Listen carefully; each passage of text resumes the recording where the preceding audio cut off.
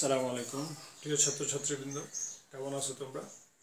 আশা করি ভালো আছো, সুস্থ আছো এবং নিরাপদে আছো। আজকে আমরা বিএম শাখার একাদশ শ্রেণীর মুদ্রা এবং ব্যাংকিং চ্যাপ্টার নিয়ে আলোচনা করব। ব্যাংকিং চ্যাপ্টারের আমাদের আজকের বাংলাদেশ ব্যাংকের কার্যাবলী নিয়ে আমরা আলোচনা করব। ইতিমধ্যেই তোমরা জানো মুদ্রার বিভিন্ন কার্যাবলী নিয়ে আমরা আলোচনা করেছি। তো আজকে আমরা ব্যাংক ব্যবস্থার যে অভিভাবক বাংলাদেশ ব্যাংকের কেন্দ্রীয় ব্যাংক অর্থাৎ বাংলাদেশের কেন্দ্রীয় ব্যাংক বাংলাদেশ ব্যাংকের কার্যাবলী নিয়ে আলোচনা করব। আর তোমরা জানো বাণিজ্যিক ব্যাংক এবং কেন্দ্রীয় ব্যাংক দুটো আলাদা জিনিস। বাণিজ্যিক ব্যাংক হচ্ছে সাধারণ মানুষ যে ব্যাংকগুলোর সাথে কাজ করে এবং যে ব্যাংকগুলো মূলত বাণিজ্যিক ভিত্তিতে পরিচালিত হয় সেই ব্যাংকগুলোকে বাণিজ্যিক ব্যাংক বলে। আর হচ্ছে বাংলাদেশ ব্যাংক হচ্ছে বাংলাদেশের কেন্দ্রীয় ব্যাংক অর্থাৎ বাংলাদেশ ব্যাংক একটি দেশের কেন্দ্রীয় ব্যাংক হিসেবে যত ধরনের কার্যাবলীগুলো আছে সেগুলো তারা করে থাকে। তো আজকে আমরা বাংলাদেশ ব্যাংকের কার্যাবলী নিয়ে আলোচনা করব। কি কি কাজ বাংলাদেশ ব্যাংক করে থাকে? তো অনেকগুলো কাজই বাংলাদেশ ব্যাংক করে থাকে। তো আমরা তার মধ্যে থেকে বাছাই করে কিছু খুব গুরুত্বপূর্ণ যে সমস্ত কার্যাবলী সেগুলো নিয়ে আমরা আলোচনা করব। আজকে আমরা এখানে তোমাদের সুবিধার জন্য আমরা এখানে লিখে রেখেছি একেবারে বেসিক কিছু কার্যাবলী, যেমন নোট প্রচলন করা। বাংলাদেশ ব্যাংক একটি দেশের নোট প্রচলন করে থাকে, বিশেষ করে 1 টাকা এবং 2 টাকা ব্যতীত উপরে 5 টাকা থেকে শুরু করে 10 টাকা, 20 টাকা, 50 টাকা, 100 টাকা, 500 টাকা, 200 টাকা, 1000 টাকা, মানে যত ধরনের নোট আছে সব এই 1 টাকা 2 টাকা ব্যতীত সবগুলো নোটই বাংলাদেশ ব্যাংক প্রচলন করে থাকে। তো এই নোট ছাপানোর অর্থাৎ নোট প্রচলন করার একমাত্র ক্ষমতা এবং দায়িত্ব শুধুমাত্র বাংলাদেশ ব্যাংকের, এবং বাংলাদেশ ব্যাংক নোট প্রচলন করে বিভিন্ন সময়ে দেশের আর্থিক সংকটের মোকাবিলাও করে থাকে। এছাড়াও আরও কিছু কাজ, যেমন মুদ্রা এবং স্বর্ণমান নির্ধারণ করা, মুদ্রা মান নিয়ন্ত্রণ করা, যেমন মুদ্রার মান ঠিক রাখা, অর্থাৎ মুদ্রার মান কখনো মুদ্রাস্ফীতির সৃষ্টি হয়, কখনো মুদ্রা সংকোচন দেখা দেয়, অর্থাৎ মুদ্রার মান কখনো কমে যায়, কখনো বেড়ে যায়। এই মানটাকে নিয়ন্ত্রণ করার ক্ষমতা এবং দায়িত্ব কিন্তু বাংলাদেশ ব্যাংকের। এছাড়াও স্বর্ণের মান নিয়ন্ত্রণ করা এবং নির্ধারণ করা, এটাও কিন্তু বাংলাদেশ ব্যাংক করে থাকে। অর্থাৎ বাংলাদেশ ব্যাংক অভিভাবক হিসেবে মুদ্রার মান নিয়ন্ত্রণ করে থাকে। এরপরে বাংলাদেশ ব্যাংক মুদ্রার বাজার নিয়ন্ত্রণ করে থাকে। আমাদের এখানে আছে মুদ্রার বাজার। মুদ্রার বাজার বলতে মূলত যে শেয়ার মার্কেট, স্টক মার্কেট এবং বিভিন্ন যেই মুদ্রার অ্যারেঞ্জমেন্ট করার যেই মার্কেটগুলো আছে এগুলোকে আমরা মুদ্রার বাজার বলে থাকি, মানি মার্কেট বলে থাকি। এই বাজারকে নিয়ন্ত্রণ করা এবং পরিচালনা করার দায়িত্ব কিন্তু বাংলাদেশ ব্যাংকের। অর্থাৎ বাংলাদেশ ব্যাংক এই ধরনের যত মুদ্রার বাজার রয়েছে সেগুলোকে বিভিন্ন নীতির মাধ্যমে তারা এরকম নিয়ন্ত্রণ করে থাকে। এরপরে হচ্ছে শক্তিশালী ব্যাংক ব্যবস্থা। শক্তিশালী ব্যাংক ব্যবস্থাকে ঢেলে সাজানো, অর্থাৎ বাংলাদেশের যে ব্যাংকিং সেক্টরটা, এই ব্যাংকিং সেক্টরটাকে কিভাবে আরও উন্নততর করা যায় এবং এই ব্যাংক ব্যবস্থার মাধ্যমে যেন মানুষ সুফল পায়, এবং এই ব্যাংকগুলো কিভাবে তাদের বিভিন্ন ধরনের ঋণ দেয়া নেয়ার যে নীতি, এই সমস্ত কিছু কিন্তু বাংলাদেশ ব্যাংক নিয়ন্ত্রণ করে থাকে। অর্থাৎ বাংলাদেশ যে অন্যান্য যেই ব্যাংকের আর্থিক প্রতিষ্ঠানগুলো, এগুলোকে বাংলাদেশ ব্যাংক তার নিয়ন্ত্রণ পদ্ধতির মাধ্যমে নিয়ন্ত্রণ করে থাকে। এরপরে সরকারের ব্যাংক হিসেবেও বাংলাদেশ ব্যাংক কাজ করে থাকে।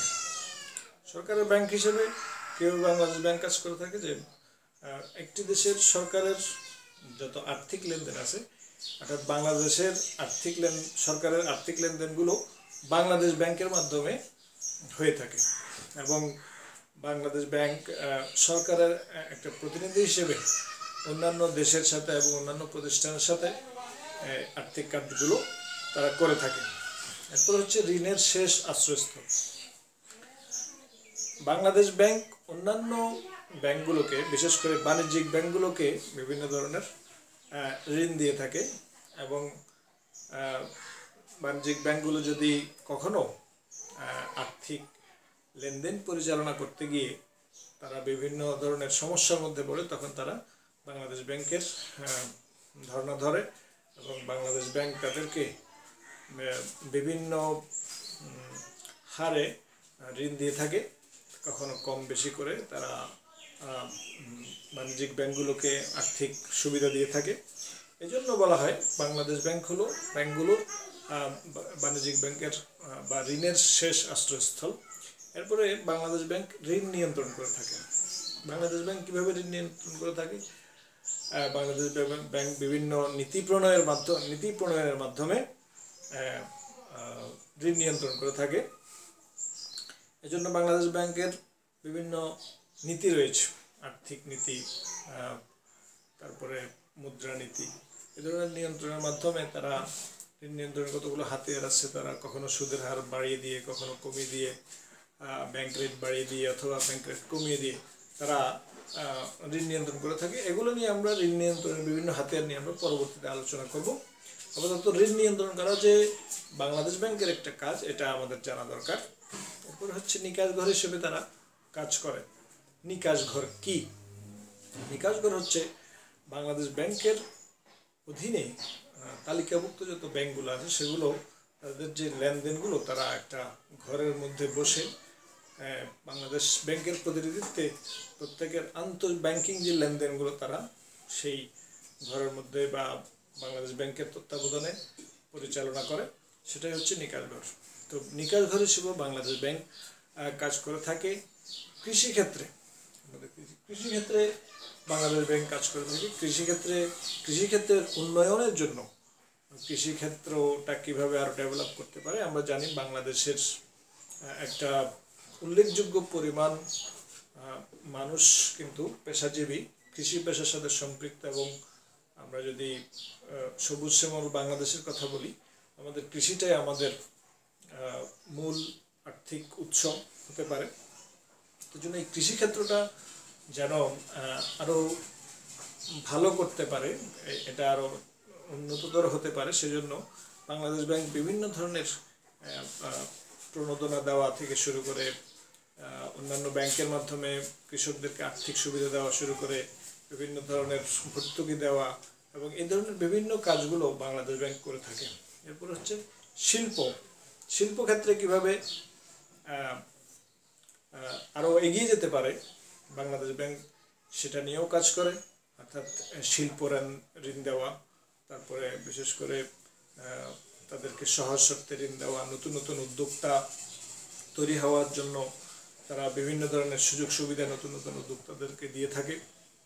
এছাড়াও আরও কীভাবে বাংলাদেশের শিল্প এগিয়ে যেতে পারে সেটা নিয়েও বাংলাদেশ ব্যাংক কাজ করে থাকে।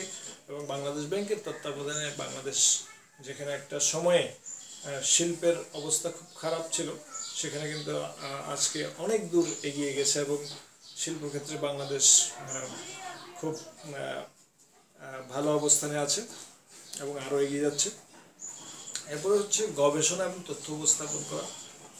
বাংলাদেশ ব্যাংক যে শুধুমাত্র আর্থিক প্রতিষ্ঠান হিসেবে কাজ করে তা নয়, বরং বাংলাদেশ ব্যাংক একটি দেশের আর্থিক উন্নয়নের জন্য বিভিন্ন ধরনের তথ্য তারা সংগ্রহ করে থাকে এবং সেই তথ্যের ভিত্তিতে তারা গবেষণা করে থাকে এবং সেই গবেষণার মাধ্যমে তারা একটি দেশের বিভিন্ন ধরনের আর্থিক নীতি তারা প্রণয়ন করে থাকে এবং আর্থিক প্রতিষ্ঠানগুলোকে তারা বিভিন্ন ধরনের দিক নির্দেশনা দিয়ে থাকে গবেষণার মাধ্যমে। এছাড়াও বাংলাদেশ ব্যাংক একটি দেশের যে অর্থনৈতিক যে নীতি প্রণয়ন, সেক্ষেত্রেও তারা ভূমিকা পালন করে। অর্থাৎ দেশের সরকারকে তারা বিভিন্ন ধরনের তথ্য এবং উপাত্ত এবং পরামর্শ দিয়ে একটি দেশের আর্থিক নীতি কী হবে সেই নীতি প্রণয়নের ক্ষেত্রেও বাংলাদেশ ব্যাংক সরকারকে সহযোগিতা করে থাকে। অর্থাৎ একটি দেশের কেন্দ্রীয় ব্যাংক হিসেবে যত ধরনের কার্যাবলী সব কিছুই বাংলাদেশ ব্যাংক করে থাকে এবং বাংলাদেশ ব্যাংক একটি দেশের সরকারের ব্যাংক হিসেবে অনেক ধরনের কাজই করে থাকে। তো বাংলাদেশ ব্যাংক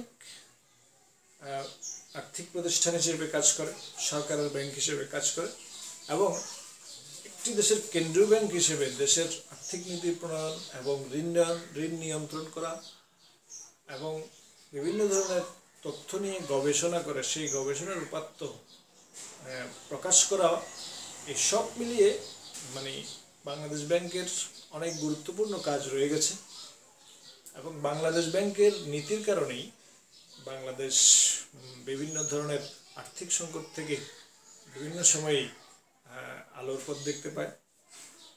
সো আমরা এতক্ষণ বাংলাদেশ ব্যাংকের বিভিন্ন কার্যাবলী নিয়ে আলোচনা করলাম। সামনে আমরা এইসব কার্যাবলীর মধ্যে কিছু কিছু কার্যাবলী নিয়ে আমরা আরও বিস্তারিত আলোচনা করব। তো সেই পর্যন্ত তোমরা আশা করি ভালো থাকবে, সুস্থ থাকবে, নিরাপদে থাকবে। আসসালামু আলাইকুম।